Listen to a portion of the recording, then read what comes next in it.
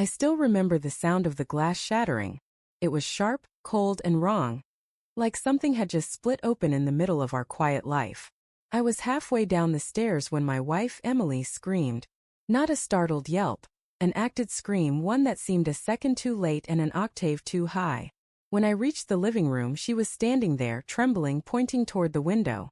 The curtain fluttered in the winter wind, and shards of glass sparkled on the floor like fallen stars. "Our house, someone broke in," she gasped, clutching her chest. I rushed to her, scanning the room. Drawers were pulled open, cushions thrown around. The TV was gone. My laptop too. It looked like chaos, but it felt off. "Did you see anyone?" I asked, heart pounding.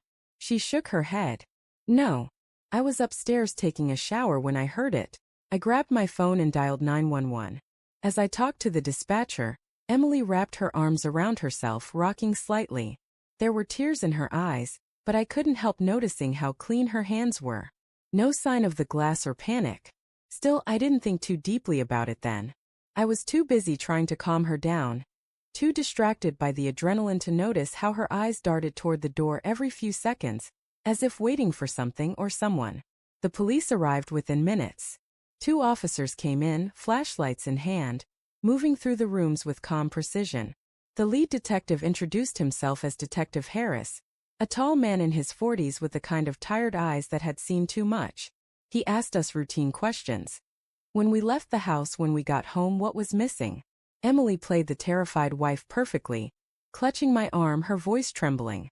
She even let out a sob when she said, "Our wedding photos were in that laptop."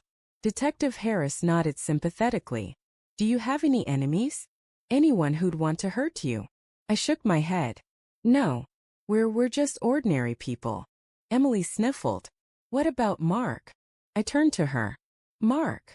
She looked hesitant but continued, "Your friend, he was here a few days ago, right? And you told me you two had a fight about the money you loaned him?" My stomach tightened. "Yeah, but that's not Emily, he wouldn't do this." She lowered her gaze. "I'm just saying he seemed desperate." Detective Harris scribbled something in his notepad. That was the first crack. The first hint that something far darker was unfolding beneath the surface. Mark had been my best friend since college. We'd been through everything together.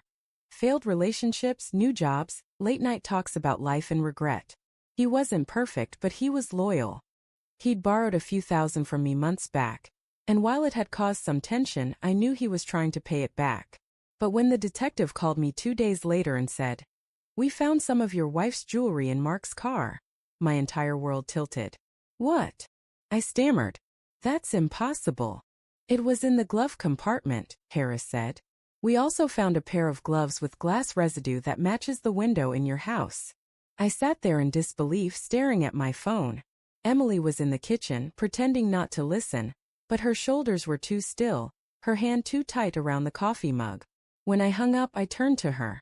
"They found your jewelry in Mark's car."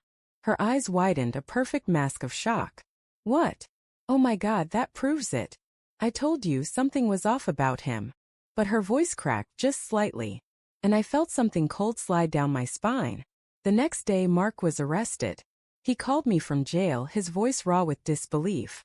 "Ethan, man, I swear to God, I didn't touch your house. I don't know how that stuff got in my car." "Then how did it?" I demanded. "They found Emily's necklace there, Mark." "Her necklace?" "I don't know. Someone must have. Listen, I wouldn't do this to you, you know that." I wanted to believe him, but every piece of evidence screamed otherwise. After the call, I found Emily in the bedroom, sitting on the edge of the bed, looking somber. "I can't believe it," she whispered. "Your best friend." I sat beside her, staring at the floor. "He must have snapped or something." She took my hand, squeezing it gently. "At least we're okay. That's what matters." But I noticed something in her touch, a calmness, a relief. And that night, lying awake next to her, I couldn't shake the feeling that I'd missed something big.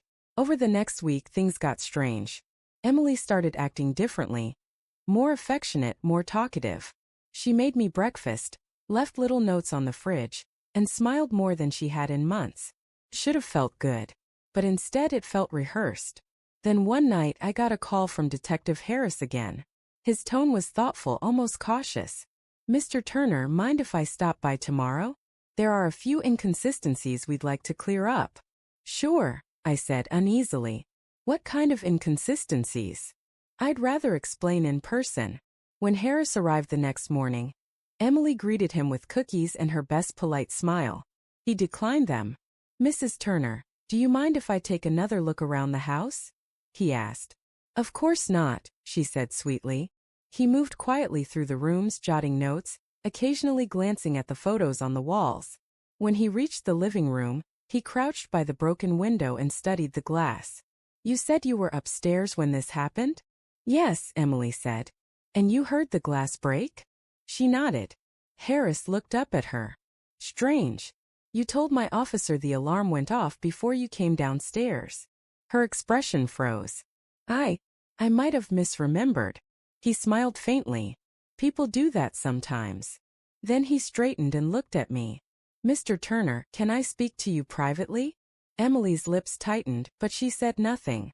We stepped outside. The cold air bit at my skin. Harris took a breath. Listen, off the record. I don't think your friend did this. I blinked. What? We found inconsistencies.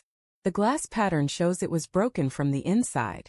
That means whoever did it was already in the house. My heart pounded. So you think? He nodded slowly. Your wife's fingerprints are on the jewelry that turned up in your friend's car. Too clean, too fresh.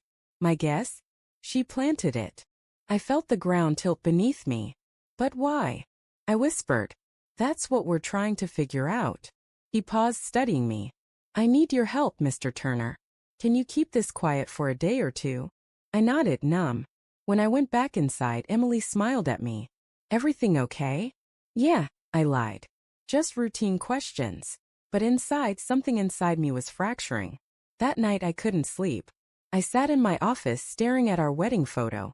Emily's smile glowed beneath the lamplight, bright, perfect, and utterly false.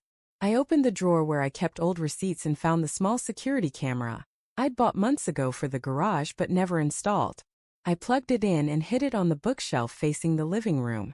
The next morning, I told Emily I had to leave early for work. In reality, I sat in my car down the street waiting. Hours passed before I saw her move. She looked around nervously, then walked to the garage and pulled out a small box.